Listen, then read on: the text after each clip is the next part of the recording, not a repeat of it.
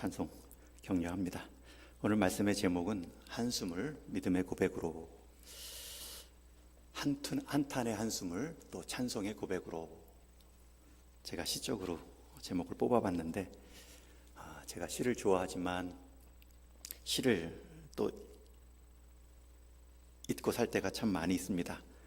저 같은 사람을 위해 한양대 국문과 교수인 정재찬 교수가 쓴 시를 잊은 그대에게 라는 책의 서문을 보면 시가 누구에게 필요한가 이렇게 글을 시작합니다. 대학 입시 때문에 지금도 억지로 시를 공부하는 학생이 있거든. 시를 향유하는 자리에서 소외된 일터의 노동자이든, 심야 라디오에 귀 기울이며 시를 읊곤 하던 한때의 문학 소녀이든, 시라면 진짓 모르세요 하면서도 속으로는 눈물 훔치는 중년의 어비이든, 아니 시라고는 당최 가까이 해 본 적이 없는 그 누구든 시를 잊은 이 땅의 모든 그대에게 이 글을 나눕니다. 맨 마지막 표현, 시를 잊은 이 땅의 모든 그대에게. 그리고 나서 본인이 또 시인이자 또 국문과 교수로 자신에게 좋았던 시를 쭉 소개하는데, 그중 첫 번째 시가 심경린 시인이 쓴 갈대라는 시입니다. 언제부턴가 갈대는 속으로 조용히 울고 있었다. 그런 어느 날 밤이었을 것이다. 그의 온몸이 흔들리고 있는 것을 알았다. 바람도 달빛도 아닌 것, 갈대는 저를 흔드는 것이 제 조용한 울음인 것을 까맣게 몰랐다. 산다는 것은 속으로 이렇게 조용히 울고 있는 것이라는 것을 갈대는 몰랐다. 여러분, 갈대가 흔들리고 떨릴 때 그것은 바람도 달빛도 아닌 것이죠. 스스로 조용히 울고 있었던 자기의 떨림 때문이었다. 그래서 시인은 산다는 것이 그렇게 슬픈 것이다, 어른이 된다는 것은 쉬운 일이 아니다 라는 것을 시로 표현하고 있습니다. 흔히들 시는 눈물이 글이 된 표현이다 라고 말을 하죠. 감정의 최고점이자 절정, 뽑고 뽑으면 시가 남는다 라고도 말을 합니다. 우리의 마음이, 우리의 감정이 때로는 표현할 수 없을 때, 그때 시의 효력이 있죠. 오늘 함께 읽은 이 시편의 배경도 다윗이 지은 시, 특별히 다윗이 압살롬을 피할 때 지은 시라는 부제가 붙어 있습니다. 부자지간의 고통스러운 사건에서 비롯되고 있죠. 여러분, 그 부제를 한번 다시 잘 보십시오. 아들이 아버지를 피한 것이 아니라 아버지가 아들을 피하는 과정에서 지은 시입니다. 더 정확하게는 내가 낳은 아들이 내 자리 왕좌를 얻고자 군대를 일으켰기에 부득이하게 쫓기듯 피하며 지은 시라는 뜻입니다. 아버지가 힘이 없어 피한 것이 아닙니다. 아버지 입장에서는 속 시원하게 한번 싸울 수도 없습니다. 이겨봤자 아들을 죽인 아버지의 이름밖에 남지 않기 때문입니다. 그 과정에서 얼마나 힘들었을까요? 그 상황을 얼마나 우리가 말로 표현할 수 있을까요? 그럴 때 나오는 것이 시입니다. 그 시에 곡조를 붙이면 노래가 되고요, 그 노래의 가사가 하나님을 향하면 찬송이 되지요. 오늘 이 다윗은 1절에 보면 이렇게 자기의 어려움을 표현합니다. 우리 한번 같이 읽습니다. 제가 먼저 읽을게요. 여호와여, 나의 대적이 어찌 그리 많은지요. 일어나 나를 치는 자가 많으니이다. 나를 대적하여 말하기를. 아니요. 1절을 원래 같이 읽으려고 했는데 PPT가 준비가 안 돼서 제가 혼자 읽은 거고, 뒤에 2절은 여러분들 같이 읽을 겁니다. 여기서 1절에 보면 나의 대적이 이렇게 많다니요, 나를 치는 자가 이렇게 많다니요. 사실 어린 소년 때부터 다윗을 치려고 골리앗이 칼을 든 적이 있죠. 또 심지어 충복으로 충성을 다했던 자기 왕이 자기를 죽이려 또 칼을 든 적이 있죠. 그러나 다윗은 몰랐습니다. 자기 아들마저 자기를 향하여 칼을 들 줄은 몰랐겠죠. 그 인생은 시인이자 전사였기 때문에 하나님을 향한 노래도 많이 지었지만 전쟁의 경험도 많아 그는 수많은 칼들을 경험했던 사람입니다. 그런데 그 많은 대적자들은 칼만 들어 그를 치료한 것이 아닙니다. 말로도 다윗을 죽이려 했습니다. 2절에 보면 우리 2절은 같이 했습니다. 시작. 많은 사람이 대적하여 말하기를 그는 하나님께 구원을 받지 못한다 하나이다. 대적이 칼을 든 것도 힘든데 그들이 말로 칼을 사용하여 치고 있습니다. 많은 사람이 대적하여 말하기를 그는 다윗은 하나님께 구원을 받지 못한다 하나이다. 여러분, 성도의 삶에서도 수많은 대적들이 둘러싸서 칼로 말로 칠 수 있습니다. 특별히 가장 가까운 사람들이 말과 칼로 나를 위협하고 그는 하나님께 구원받지 못했다. 이 말은 다른 말로 해석할 수도 있죠. 그를 구원하시는 하나님은 그를 보호하지도 못할 만큼 무력하다. 그를 구원하시는 하나님은 힘이 없다. 다윗은 자신이 구원받지 못함을 안타까워한 것이 아니죠. 자신을 향한 칼과 말이 두려운 것이 아니라 그렇게 난타당하듯 칼과 말을 듣는 모습을 보며 그의 하나님은 무력하다라는 주위의 말, 시선들이 더 어려웠습니다. 견디기 힘듭니다. 예수님 믿는 사람이 왜 저런 어려운 일을 경험하는가, 가정과 일터에 왜 저런 일들이 일어나는가라는 말이 더 힘든 것과 마찬가지죠. 그런 상황에서 다윗은 그 말이 안타까웠기 때문에 그렇지 않다라고 이렇게 선언합니다. 우리 이어지는 3절 말씀 같이 읽습니다. 시작. 여호와는 나의 방패시오 나의 영광이시오 나의 머리를 드시는 자이시니이다. 수많은 사람들이 하나님이 너를 구원하지 못한다, 무력한 하나님을 말할 때 다윗은 분명히 선언합니다. 그는 나의 방패요 영광이요 끝내 나의 머리를 드실 자니이다. 3절 한 절만 나온 것이 아니라 8절까지, 마지막 절까지 하나님은 나의 목소리에 응답하시는 분, 하나님은 나를 붙드시는 분, 하나님은 악인의 일을 꺾으시고 구원을 주시는 분이시다 말하고 있습니다. 여러분, 이것이 다윗이 주변 대적들에게 둘러싸여 칼로 말로 당할 때 이긴 방법입니다. 여러분, 첫 번째 고백은 하나님을 고백하고 있습니다. 여러분, 대적에게 둘러싸여 있을 때, 칼이 날라올 때, 말이 날라올 때 여러분, 그 칼과 말에 주목하지 마시고 먼저 하나님을 고백하십시오. 여호와는 나의 방패시오 영광이시오 끝내 나의 머리를 드실 자니이다. 고난이 닥쳐왔을 때 고난을 묵상하지 마시고 고난을 고백하지 마시고 하나님을 고백하십시오. 다윗처럼 하나님은 무력하다라는 말을 들을 때 아닙니다, 하나님은 강력합니다 선언하십시오. 내게 닥친 고난이 내 삶을 찌르는 창이 될 수 있지만 이것이 창이야 라고 말하기 전에 하나님은 이 창을 거뜬히 막아낼 수 있는 나의 방패이시다, 하나님을 고백하십시오. 내 가정에 닥친 시련, 수치로 고개를 떨굴 수밖에 없는 부끄러움이 있다면 그 시련을 묵상하지 마시고 그 시련과 수치마저 사용하시어 나를 정금같이 빚으시고 마침내 나의 머리를 들게 하실 하나님을 묵상하십시오.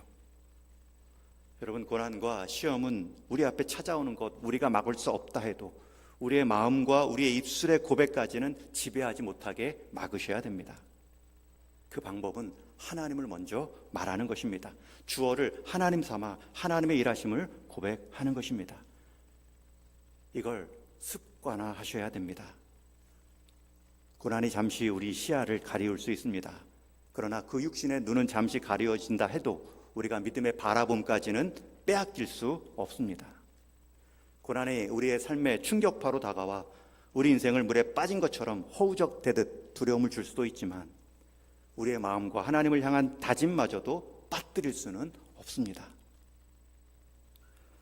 우리가 넘어질 때는 당혹스러워 항상 넘어진 상황만 보입니다. 그리고 그 상황에 속한 고난만을 묵상하기 쉽습니다. 그럴 때 고난과 염려는 우리의 생각을 비집고 들어와 습관처럼 우리 인생의 주인 노릇을 하기 시작합니다.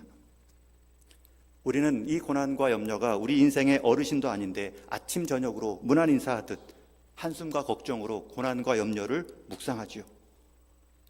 깨자마자 고난과 염려, 잠잘 때까지 고난과 염려. 주인 노릇하는 것을 허용하는 것이고 걱정이 내 삶의 인도자가 되고 근심이 내 대화의 주제가 될 때가 많습니다. 그렇게 온종일 고난을 잡고 묵상하니 고난과 염려가 내 삶의 주인이 될 수밖에 없죠. 여러분이 여기는 대적 같은 고난과 염려는 무엇입니까? 이제는 바꾸십시오. 하나님의 살아계심을 믿는 사람은 달라질 수 있습니다. 눈을 뜨면 자연스럽게 찾아오는 고난과 염려가 있다 할지라도 그 고난과 염려가 우리가 첫 번째 문안 대상이 되는 것이 아니라 마음과 생각을 다해 살아계신 하나님께 먼저 문안하는 습관을 가지십시오. 걱정이 찾아올 때마다 더 크게 하나님을 향한 믿음의 고백을 선포하십시오. 여호와는 나의 방패이십니다. 나에게 닥친 고난과 염려가 내게 물을 때 반응하지 마십시오. 너 이제 어쩔래? 앞으로 너 큰일 났다. 내 힘으로 그것을 이길 수 있을 것 같니? 고난의 속삭임이 아니라 고난을 이용한 사탄의 속삭임입니다. 때로는 욥의 아내처럼 사람을 통해 그런 말을 들을 때도 있습니다. 고난 속에 하나님을 바라보며 이겨내고 있는 욥을 향해 아내는 이렇게 말하지요. 그의 아내가 그에게 이르되 당신이 그래도 자기의 온전함을 굳게 지키느냐? 하나님을 욕하고 죽으라. 욥은 하나님 앞에서 하나님의 온전함을 기대하며 지키고 있는데 가장 가까운 아내가 무력한 하나님, 고난도 보고 모른 체 하는 것 같은 하나님을 욕하고 죽으라.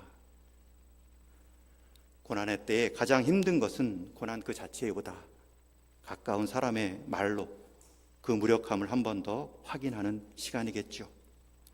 고난을 가장 잘 알만한 가까운 사람이 그 고난을 이겨나가고 있는 사람에게 한 말이 아프게 들려질 수도 있습니다. 그때 욥은 대꾸라도 했습니다.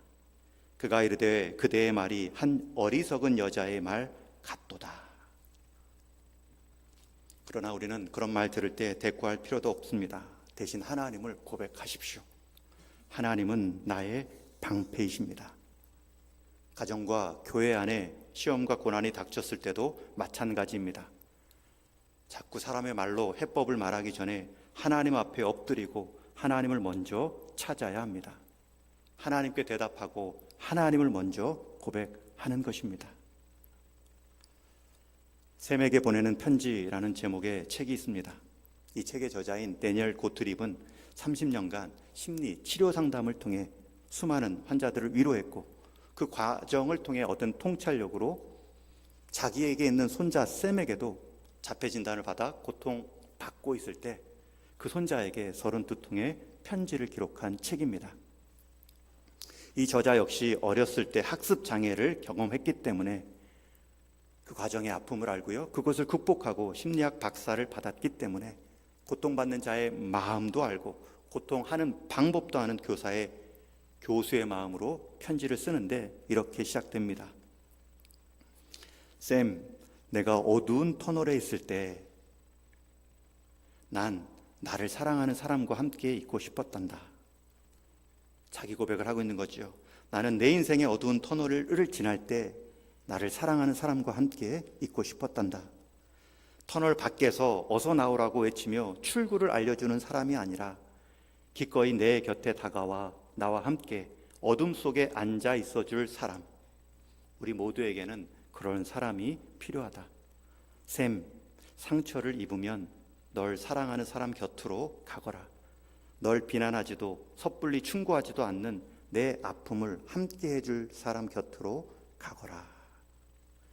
여러분, 이게 30년 심리학 박사가 내린 위로하는 자의 방법입니다. 결론입니다. 그런데 우리에게는 우리 곁에 어떠한 상황, 어떠한 시간 속에서도 함께 있어줄 분명한 분이 계시죠.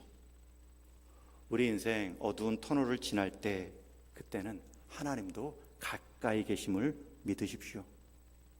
여러분 인생에서 만나는 수많은 근심과 문제, 그것을 허용하신 하나님의 단 한 가지 이유가 있다면 너희의 시야를 하나님께로, 너희의 시각을 나에게로 고정하라는 확성기입니다. 여러분, 그 사인을 받으면, 그 소리를 들으면 문제를 바라보지 마시고 그 모든 문제마저 다룰 수 있는 하나님을 바라보십시오. 본 시편을 쓴 다윗 역시 그것이 처음부터 쉽지는 않았죠. 골리앗 앞에 섰을 때에도 적장 골리앗만 보는 모든 이스라엘과 사울 앞에서 그는 만군의 여호와 하나님을 렌즈 삼아 골리앗을 보는 훈련을 합니다. 어린 다윗이 그냥 골리앗을 봤을 때 골리앗이 얼마나 컸겠습니까? 그러나 골리앗이 하나님을 렌즈 삼아 골리앗을 봤을 때 그 골리앗은 또한 얼마나 작겠습니까? 골리앗을 하나님 렌즈 삼아 보았기 때문에 그는 하나님의 이름을 모욕하는 자 앞에서 조약돌로도 넘어뜨릴 수 있는 하나님의 역사를 경험했습니다. 가나안 입성을 앞둔 12명의 점탕꾼들이 가나안 땅에 들어간 것은 똑같은 가나안의 땅입니다. 형편입니다. 그러나 돌아와 보고한 내용은 다릅니다. 10명의 정탐꾼은 자기 식견, 자기 경험만으로 보았기 때문에 그들에 비해 우리는 메뚜기와 같다라고 보고할 수밖에 없습니다. 그러나 단 2명, 갈렙과 여호수아는 하나님이 말씀하신 그 약속을 붙들고 그 땅을 봤기 때문에 그들은 우리의 밥이다라고 말할 수 있었습니다. 땅의 차이가 아니라 무엇을 렌즈 삼아 보았는가, 시야의 차이가 있을 뿐입니다. 자기 생각, 자기 경험으로만 보았는가, 하나님이 주신 약속의 말씀을 가지고 그 땅을 정탐했는가. 그러니 그 땅의 거인족보다 먼저 보아야 될 것은 하나님의 약속의 말씀입니다. 하나님의 렌즈입니다. 하나님의 보호자 되시는, 산성 되시는 우리의 신앙 고백입니다. 여러분, 이것을 아침에 일어날 때부터 오른께 인사하는 훈련처럼 하나님을 향해 고백하십시오. 빌리 그레함 목사님은 세상을 크게 보면 하나님은 작게 보인다 말했습니다. 여러분, 이 말은 바꾸어 적용할 수도 있죠. 세상을 크게 보면 하나님이 작게 보이지만 반대로 하나님을 크게 보면 세상은 작아 보입니다. 저는 오늘 예배하는 여러분들이 내 사방을 둘러싼 대적들이 나를 칼과 말로 치려 할 때에 먼저 하나님을 고백함으로 하나님이 내 방패시오 나의 고개를 들게 하실 분이라는 선언을 통하여서 하나님이 열어주시는 미래를 경험할 수 있기를 주님의 이름으로 축원합니다. 하나님을 먼저 고백하시라, 첫 번째 내용이고요. 두 번째는 여러분들이 당한 수많은 대적 앞에서 또 고백할 내용이 있습니다. 두 번째 고백은 나를 고백하는 것입니다. 우리 4절 말씀 같이 한번 읽습니다. 시작. 내가 나의 목소리로 여호와께 부르짖으니 그의 성산에서 응답하시는도다. 이 4절 말씀을 보면 하나님께 대한 고백 같지만 여러분, 그 하나님에 대한 고백의 내용이 무엇입니까? 내가 나의 목소리로 하나님께 부르짖으면 하나님은 그의 성산에서 내게 응답하신다. 여러분, 이것은 나의 고백입니다. 내가 하나님을 찾으면 반드시 하나님은 나를 응답해 주시는 그 존재이다. 하나님의 응답을 받는 사람이 바로 나다. 내가 부르기만 하면 하나님은 내게 간섭하시는 그 존재가 바로 나다. 여러분, 이것은 나에 대한 고백입니다. 하나님을 말하고 있지만 하나님께 나의 목소리로 부르짖을 때마다 그분은 응답하시는데 그 대상이 나다. 여러분, 그런 나를 고백하셔야 됩니다. 혹시 사람들은 내 말에 귀 기울이지 않고 사람들은 내 말을 한 귀로 듣고 흘려버린다 할지라도 하나님은 들으셔서 반드시 내게 응답하시는 존재가 바로 나다. 여러분, 기도하실 때 이 마음, 이 고백과 함께 여러분의 존재됨을 기억하시고 기도하셔야 됩니다. 우리가 하나님을 믿음의 고백으로 할 때 여러분, 하나님을 높이는 존중과 함께 그 하나님이 사랑하는 나를 동시에 존중하는 고백이 되는 것입니다. 그러니 여러분들을 스스로 과소평가하시면 안 됩니다. 특히 고난과 시련 앞에서 내가 한없이 작아 보이기 때문에 이런 고백이 잘 안 나올 때가 있을 것입니다. 그럴 때는 더욱 믿음을 갖고 고백하셔야 됩니다. 문제 앞에 기죽어 있는 나를 보고 참 연약하다, 못나다, 초라해 보일수록 내가 뭐 그렇지, 내가 뭐 별 수 있나, 그런 말 하시기 전에 5절 말씀처럼 내가 누워 자고 깨어 있으니 여호와께서 나를 붙드심이로다. 내가 어떤 사람이냐면 나는 잘지라도 하나님은 깨어서 나를 붙드시는 존재가 바로 나다. 6절 말씀에 보면 천만인이 나를 에워싸 진친다 하여도 나는 두려워하지 아니하는 나다. 천만인이 왜 두렵지 않습니까? 그러나 천만인보다 더 강하신 하나님이 나를 지키기 때문에 두렵지 않다. 자기의 강함을 하나님께 두는 사람이 정말 강합니다. 자기 인생의 기반을 하나님께 두는 사람이 가장 안전하고 가장 그다운 삶을 살아낼 수 있습니다. 왜냐하면 하나님은 그런 사람을 찾으셨고 그런 사람을 사용하셨기 때문입니다. 내 인생의 기반을 하나님을 빗대어 하나님과의 관계성에서 말하는 사람을 하나님은 기뻐하시고 찾으시고 사용하십니다. 하나님은 모세를 사용하실 때에도 출애굽의 리더로 들어 쓰실 때에도 신명기 34장에 보면 그 후에는 이스라엘의 모세와 같은 선지자가 일어나지 못하였나니 모세는 여호와께서 대면하여 아시던 자요. 모세가 하나님께 쓰임 받은 단 한 가지 이유가 있다면 하나님을 구했던 자입니다. 하나님 앞에 서 있는 것처럼 대면하여 하나님을 찾고 의식했던 사람입니다. 모세는 하나님의 임재 의식 가운데 있었기 때문에 늘 자신의 부족함을 알았을 뿐만 아니라 저는 말이 어눌합니다. 제가 어떻게 바로왕 앞에 섭니까? 그렇게 물러서는 그 자리에서 나를 세우신 그 하나님을 대면하여 섰기 때문에 순종함으로 그 하나님의 능력을 보여주는 지팡이로 쓰임을 받았습니다. 하나님을 대면하여 알던 자라는 만큼 하나님과 의식적으로 소통했던 인생이죠. 왜 하나님이 아브라함을 썼습니까? 창세기 24장에 보면 아브라함은 내가 동행하는 그 하나님이라고 고백하죠. 하나님을 고백할 때 내가 동행하는 하나님. 왜 사무엘을 하나님이 쓰셨습니까? 사무엘 2장에 보면 사무엘은 하나님의 임재 속에 자라갔다 말하죠. 아무리 세상의 대적이 둘러싸여 있다 해도 하나님의 임재 안에 있는 사람까지 건들 수는 없습니다. 왜 하나님은 다윗을 썼을까요? 그가 충성스럽고 용맹하다는 것, 그가 시와 음악적 감성도 있다는 좋은 리더십을 가진 조건일까요? 그것일 수도 있지만 그것은 핵심은 아닙니다. 우리 시편 16편 8절 그의 고백을 함께 같이 읽습니다. 시작.